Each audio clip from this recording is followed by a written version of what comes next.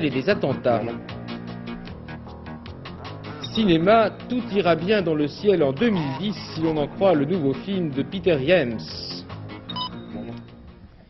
Mesdames, Messieurs, bonsoir. Au Pays Basque français, la guerre semble avoir repris entre les nationalistes et leurs adversaires. Le GAL, le groupe antiterroriste de libération, a revendiqué aujourd'hui les 3 attentats commis au cours des dernières 48 heures et qui ont fait 2 morts et 4 blessés. Cet après-midi, une manifestation s'est rassemblée à Saint-Jean-de-Luz pour protester contre ces attentats. Dominique Langard. Casserole, bidon, couvercle, tout était bon cet après-midi à Saint-Jean-de-Luz pour faire entendre haut et fort sa colère. Avec Francisco Javier Galdeano abattu hier, c'est le 13e réfugié tué par le GAL en 15 mois au Pays Basque. Le GAL, le groupe antiterroriste de libération, qui a revendiqué ce matin en bloc les 4 derniers attentats. Pour la communauté des réfugiés, c'est un ami qui disparaît, un homme dévoué qui n'hésitait pas à aider les autres, et aussi le journaliste, correspondant du journal nationaliste Egin. De son côté, la police espagnole affirme sans nuance que c'était l'un des leaders d'ETA qui aurait eu pour mission de blanchir l'impôt révolutionnaire. Cet après-midi, plus d'1 millier de personnes étaient venues manifester leur opposition à cette violence grandissante. Notre Pays Basque est devenu, ce n'est plus le sanctuaire de l'État comme on disait autrefois, c'est devenu le sanctuaire du fascisme. Et ça c'est évident, le GAL a ses complices ici et le GAL profite de l'indifférence générale et du silence des partis démocrates qui devraient réagir. On aurait dû être là tout le monde parce que la démocratie est en péril. Alors qu'on assiste depuis plusieurs jours à une mobilisation de l'opinion française sur le thème de la lutte antiraciste, un nouveau drame dont le racisme est l'origine vient de se produire dans les Bouches-du-Rhône. Un jeune Algérien de 18 ans a été tué hier soir d'un coup de fusil à la sortie d'un bar de Miramas. Gérard Pinson. Hier soir, vers 21 h, dans ce quartier HLM de Miramas, 2 jeunes Algériens se querellent avec 2 autres consommateurs au bar Le Mistral. À 4 h du matin, l'établissement sera saccagé et partiellement incendié, car entre-temps, vers 22 h, Nordine, 18 ans, est mort sur le trottoir, la tête éclatée par une cartouche. L'altercation du Mistral s'est en effet prolongée au dehors et de la pire des manières. Conduit par son ami français et armé d'un fusil, un jeune Espagnol a retrouvé les 2 jeunes Algériens et a réglé ses comptes. Identifié, le meurtrier est en fuite, tandis que l'on invoque à Miramas la loi des séries racistes. Très carrément tous ceux qui propagent, tous ceux qui font que ces idées du passé, que ces idées qui nous ont fait tant de mal puissent se développer. Suivez le regard du maire communiste de Miramas, le rapprochement est d'autant plus facile que le Front National a placardé toutes ses affiches dans le quartier quelques heures après ce meurtre dont on parle, car il n'est pas le premier du genre. Et puis à Paris, au lendemain de l'attentat contre le cinéma où se déroulait un festival du film juif, une grande manifestation s'est rassemblée ce matin. Une autre du reste a eu lieu également à Marseille. L'attentat a été revendiqué ce matin à Beyrouth dans un communiqué signé du djihad islamique. Hélène Rizacher. Ils étaient 6 000 dès 11 h ce matin devant le cinéma Rivoli-Beaubourg. Des hommes politiques, Michel Rocard et Lionel Jospin, Simone Veil, Jacques Toubon, mais surtout des anonymes, membres ou sympathisants des ligues antiracistes et des organisations juives. Silencieusement, ils ont manifesté aux côtés de personnalités du monde culturel, par exemple l'écrivain Jean Edernalier, le chanteur Enrico Macias, que vous allez voir près du Grand Rabbin de France, ou encore Roger Hanin, Marek Alter, l'écrivain, le philosophe André Glucksmann, Yves Montand et Simone Signoret. Je pense qu'il faudrait rester perpétuellement vigilant pour ce genre de choses, parce que, à mon avis, ça ne fait que commencer. Être vigilant, qu'est-ce que ça veut dire? Vigilant, ça veut dire... Oh là là.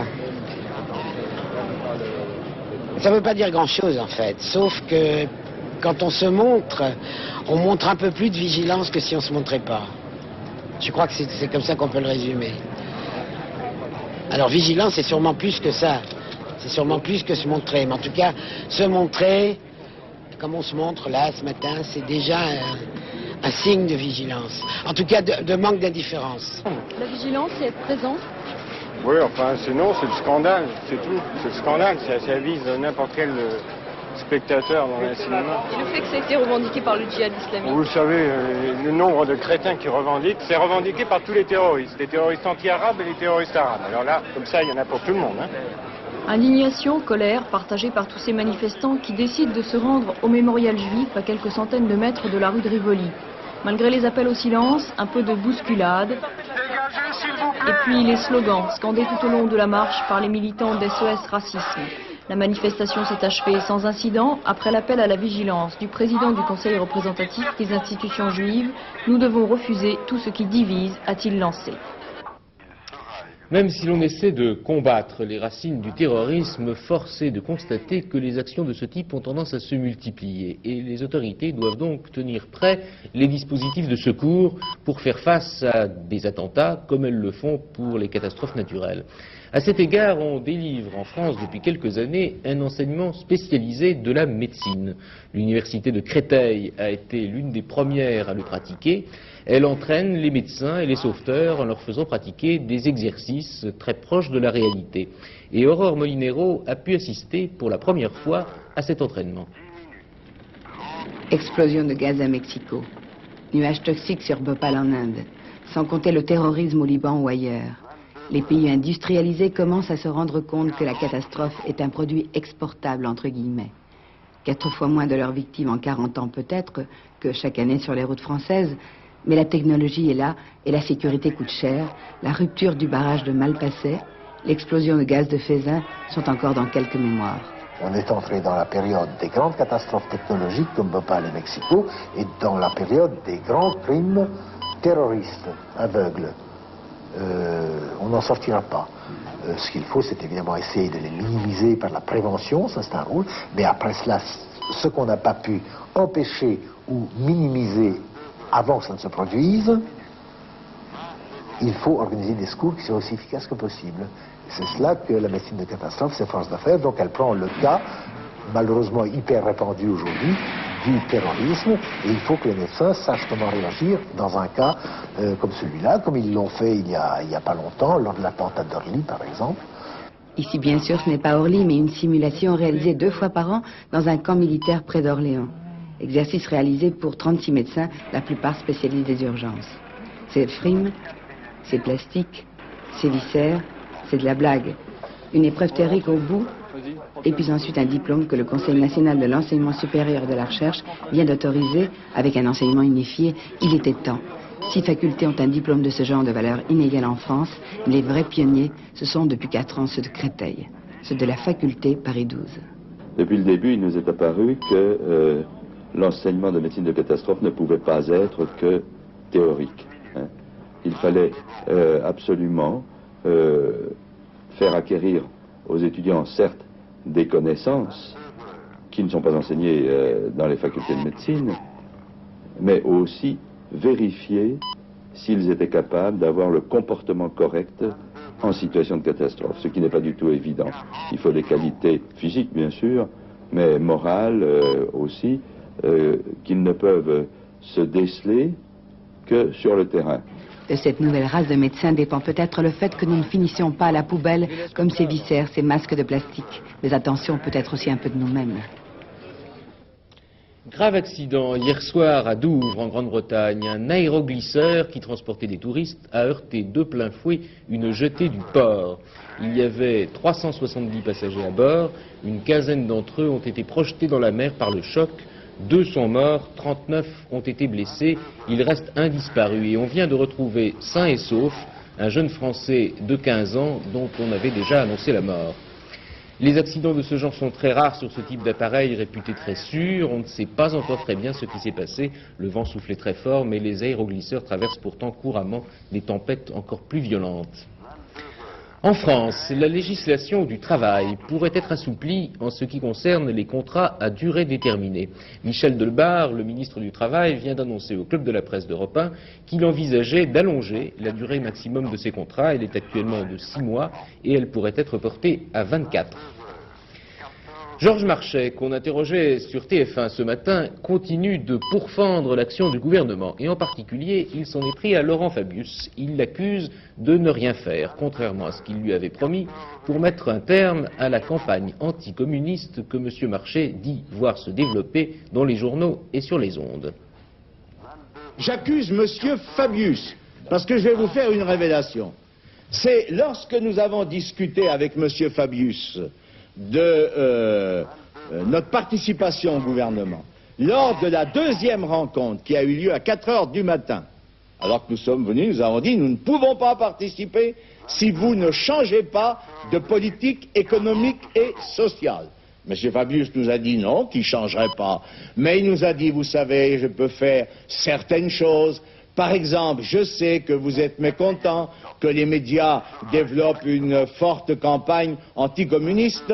Je vous promets de faire quelque chose pour essayer de mettre un terme à cette situation. Suite de l'affaire Grégory, après l'accusation portée hier par Marie-Ange Laroche contre l'officier de gendarmerie chargé de la première enquête sur le meurtre de Grégory, le directeur général de la gendarmerie a protesté officiellement aujourd'hui. Dans un communiqué à l'agence France-Presse, il s'élève avec indignation contre la diffusion de ses propos. Au Salvador, les électeurs sont allés aux urnes aujourd'hui pour désigner des députés et des conseillers municipaux. Une élection qui politiquement n'est pas décisive et qui n'a pas déplacé de grandes foules. Cependant, la guérilla, comme lors du précédent vote l'an dernier, a tout fait pour saboter le scrutin. Memona Afidji Interman. Tirutepec, à 75 km de San Salvador. L'année dernière, les habitants de ce village n'avaient pas pu voter librement. Hier, la guérilla a plié bagage 10 minutes seulement avant l'arrivée de l'armée. Ici, comme dans toutes les zones tenues par le Front Farabundo Martí, le pari de la démocratie chrétienne est simple, prouver que même les électeurs des régions de combat ont pu voter. L'élection de 60 députés et de 262 conseils municipaux ne changera pas la politique de petits pas du président chrétien-démocrate Duarte. Les contacts reprendront bientôt avec les organisations de guérilla, a dit le président salvadorien. Le leader de l'extrême droite, l'ex-major de Buisson, est persuadé de son côté qu'il conservera la majorité à l'Assemblée. Les Salvadoriens ne se souviennent guère d'un jour de vote aussi calme. L'année dernière, le matin des élections présidentielles, des combats acharnés entre l'armée et les guérilleros avaient fait plus de 20 morts. Cette fois, les actions de la guérilla se sont limitées au sabotage des moyens de transport. Partout où elle s'est déployée, l'armée n'a rencontré aucune résistance. Comme si la guérilla voulait donner le change au président Duarte, peut-être un petit signe de confiance dans l'avenir des négociations pour la paix civile au Salvador. Au Liban, l'un des Français enlevés il y a 10 jours a été libéré aujourd'hui sans que l'on sache encore par qui. Il s'agit de Madame Danielle Pérez, secrétaire au service culturel de l'ambassade de France à Beyrouth. Cela dit, son père, enlevé en même temps qu'elle, est toujours, lui, aux mains de ses ravisseurs. Par ailleurs, 2 responsables de la communauté juive du Liban ont également été enlevés aujourd'hui à Beyrouth. Et puis dans le sud, les échanges de tirs continuent entre les forces libanaises et les Palestiniens, dans la région de Saïda. Enfin, en Cisjordanie, on a appris aujourd'hui la mort de Karim Khalaf, l'ancien maire de Ramallah. C'était une figure politique importante des territoires occupés. Les Israéliens l'avaient destitué de son mandat municipal et il avait été victime il y a 5 ans d'un attentat dans lequel il avait perdu une jambe. À Rome, la foule des grands jours envahissait aujourd'hui la place Saint-Pierre où l'on célébrait le dimanche des rameaux. Le pape avait donné rendez-vous là à des jeunes, puisque c'est l'année internationale de la jeunesse, et 300 000 d'entre eux, venus du monde entier, se sont retrouvés tout à l'heure de la messe, brandissant des rameaux d'olivier et des branches de palmier, suivant la tradition des rameaux. La passion des modèles réduits touche chaque année un nombre croissant de Français et parmi eux, il n'y a pas que des enfants, loin de là. Un salon leur est du reste destiné, il vient de s'ouvrir à Paris. Daniel Durandet nous montre maintenant un exemple de cette passion, les voitures miniatures que les parents, paraît-il, confisquent très volontiers à leurs enfants. Ce qui avait été conçu au début du siècle pour n'être qu'un banal jouet de tôle est devenu aujourd'hui objet de convoitise des collectionneurs. La miniature automobile, comme le timbre-poste ou la pièce de monnaie ancienne, a désormais son argus des valeurs. Ils ne sont plus aujourd'hui que 2 industriels en France à s'intéresser aux modèles réduits auto à l'échelle 1/43e, Solido dans l'Orne et Norev ici, à Lyon. il faut dire que l'investissement est écrasant, 75 millions de centimes pour un seul moule. Ici, on produit 5 à 6 millions de petites voitures par an. Elles ne commenceront réellement à prendre de la valeur aux yeux des collectionneurs que dans une dizaine d'années, lorsque la plupart d'entre elles auront disparu des coffres à jouets. Aujourd'hui, 50 fabricants dans le monde s'intéressent à ce marché et l'on estime à 20 000 le nombre de modèles différents existants depuis la sortie du premier exemplaire à l'échelle 1/43e en 1931. Lorsque vous construisez des voitures, vous pensez en collectionneur? En partie collectionneur, mais pas exclusivement. Car le collectionneur n'est, comme je le dis dans la miniature, ce que le collectionneur est au timbre. Le timbre, c'est fabriqué pour affranchir, ça n'empêche pas de faire des collections. La miniature, on peut en faire des collections, mais c'est quand même fait pour jouer également. Qu'est-ce qui marche en ce moment en matière de modèles réduits? On s'est lancé cette année plus particulièrement sur toute une série de modèles décorés avec des publicités de différents produits qui touchent les enfants. Et cette orientation semble donner d'excellents résultats actuellement. Il existe 150 clubs de fanatiques en France où l'on s'échange chaque semaine la dernière trouvaille. On collectionne les voitures par couleur, par marque, par type, l'Argus ou des revues spécialisées comme Automobile Miniature, fixant les caractéristiques de chaque modèle et leur prix. Si certains modèles, comme les tubes Citroën, peuvent atteindre 5 000 francs pièce, le prix moyen se situe plus souvent autour de 100 francs. Cinéma. Henri Chapier nous présente ce soir une nouvelle odyssée spatiale. Après le fameux 2001 de Stanley Kubrick, voici 2010 de Peter James. Le film sort la semaine prochaine.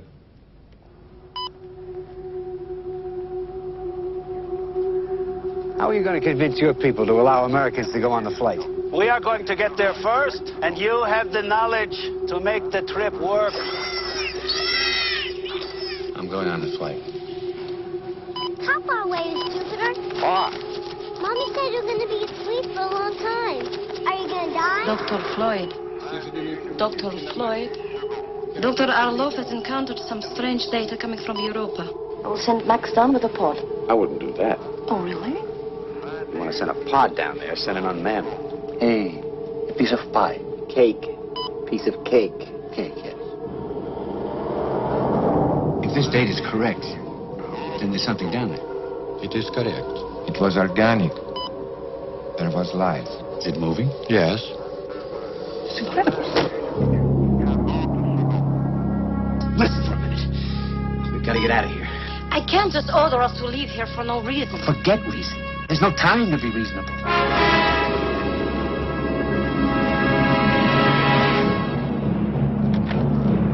Can't find him! Are you sure you're making the right decision? I think we should stop.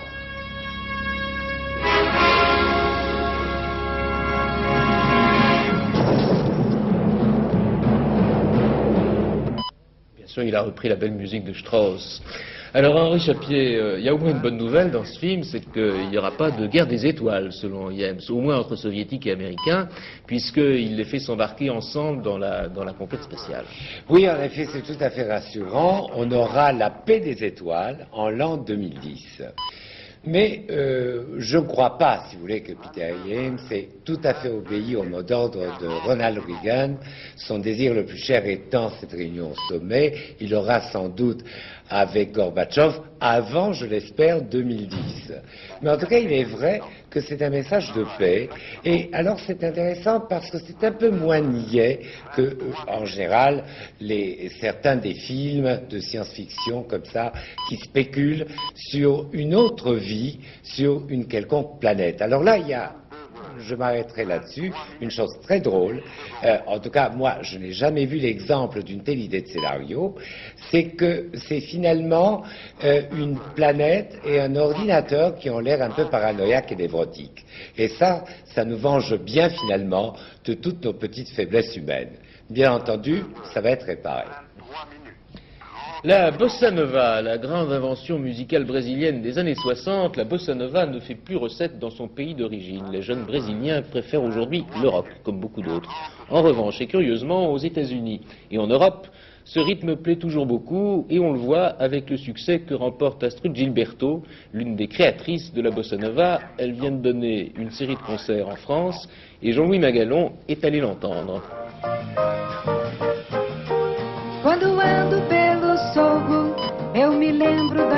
Elle n'a pas changé, Astrud Gilberto, la reine de la bossa nova. Elle a toujours cette même douceur de la voix qui caresse magiquement l'oreille jusqu'à l'émotion du corps tout entier. Hier, au cours de 2 concerts à Paris, et avant sa tournée d'été en province, elle a prouvé devant quelques centaines de têtes grises et blondes mêlées que la bossa nova n'avait pas dit son dernier mot.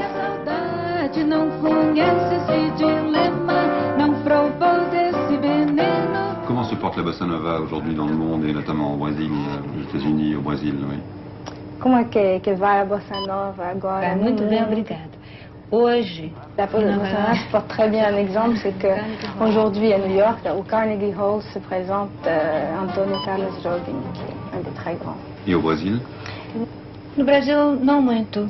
No Brasil, o pessoal está muito interessado em rock. Les gens s'intéressent beaucoup au rock en ce moment.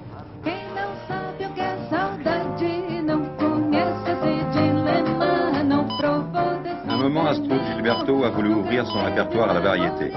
Aujourd'hui, c'est un retour quasi intégral à la bossa nova, présentant toujours ses grands succès comme Desafinado ou The Girl from Ipanema.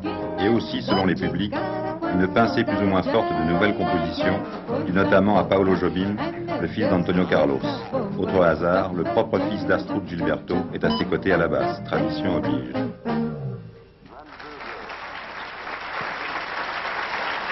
Merci beaucoup. Sport, un nouveau président pour la Fédération française d'athlétisme, Michel Bernard, ancien champion de demi-fond. Il a été désigné ce matin. Le tiercé, aujourd'hui, le tiercé d'Auteuil, c'était une épreuve prestigieuse, le prix du président de la République, la combinaison gagnante 11, 14 et 6. Les rapports sont modestes, dans l'ordre 3 477 francs 50 et dans un ordre différent 695,50 pour 5 francs. Le temps demain, tout s'arrange. Il va enfin faire beau partout, sauf sur le nord-ouest où quelques nuages subsisteront et pourront donner quelques petites pluies. Même chose également, vous le voyez, sur la Bretagne. Cela dit, partout, et surtout là où il y aura du soleil, les températures seront en hausse.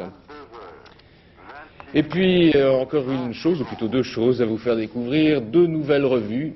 La première s'appelle Vogue Décoration, c'est un nouveau mensuel haut de gamme et tout en couleur. Et puis la seconde, dans les mêmes tons de rouge, c'est Galerie Magazine, qui est consacrée, comme son titre le laisse entendre, à la peinture et aux arts plastiques. L'une et l'autre sont disponibles depuis quelques jours dans les kiosques et elles coûtent 30 francs.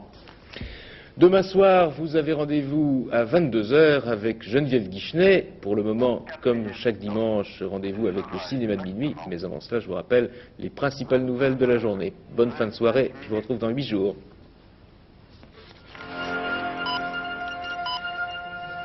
Manifestation au Pays Basque français après les attentats de ces 2 derniers jours.